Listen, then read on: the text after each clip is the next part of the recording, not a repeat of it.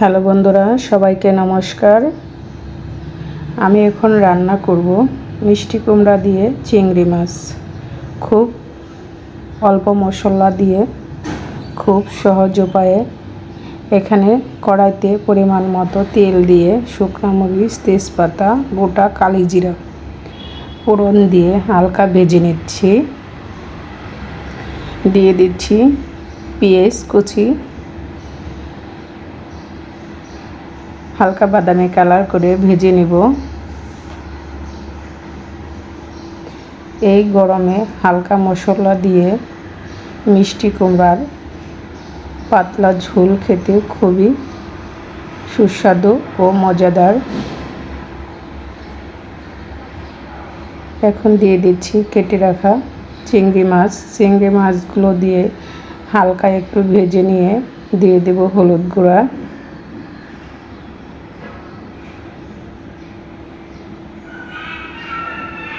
অল্প মশলাতে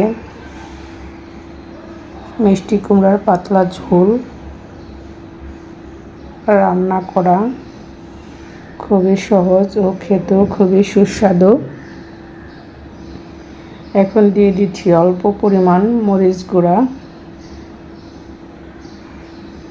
পরিমাণ মতো হলুদ গুঁড়া, স্বাদ মতো লবণ দিয়ে একটু ভালো করে কষিয়ে নেব।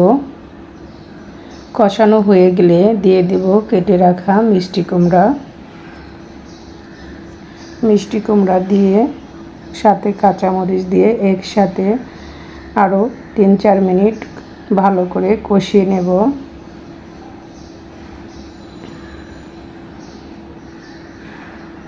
প্লিজ সবাই কষ্ট করে ভিডিওটা দেখবেন। যদি ভালো লাগে লাইক, কমেন্ট, শেয়ার করে পাশে থাকবেন। যারা আমার ভিডিও প্রতিনিয়ত দেখেন তাদেরকে অসংখ্য ধন্যবাদ। আমিও তাদের ভিডিও দেখি এবং ফুল ওয়াচ করি। আমি যার ভিডিও দেখি ফুল ওয়াচ করে দেখি, আমি কখনো স্কিপ করে দেখি না।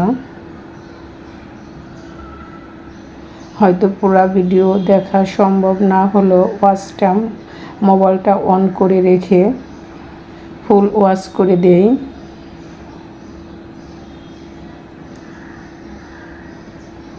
কষানো হয়ে গিয়েছে, এখন পরিমাণ মতো জল দিয়ে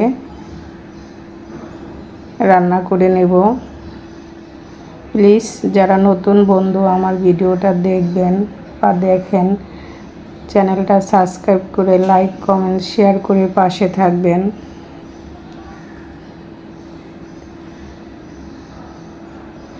তরকারিটা বলক চলে আসছে।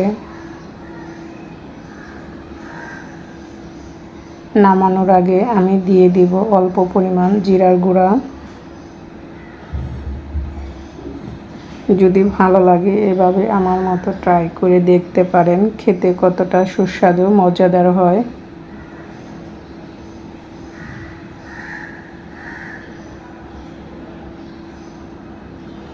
তরকারিটা হয়ে আসছে প্রায়, চুলা থেকে নামিয়ে নেব, কারণ আমি ঝোল ঝোল রাখবো।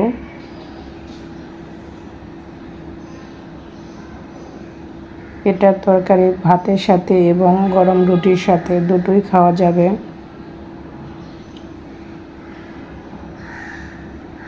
আমি চুলা থেকে নামিয়ে নিয়েছি। দেখতে পাচ্ছেন বন্ধুরা, দেখতে কতটা সুন্দর লাগতেছে, খেতেও খুবই সুস্বাদু লাগবে।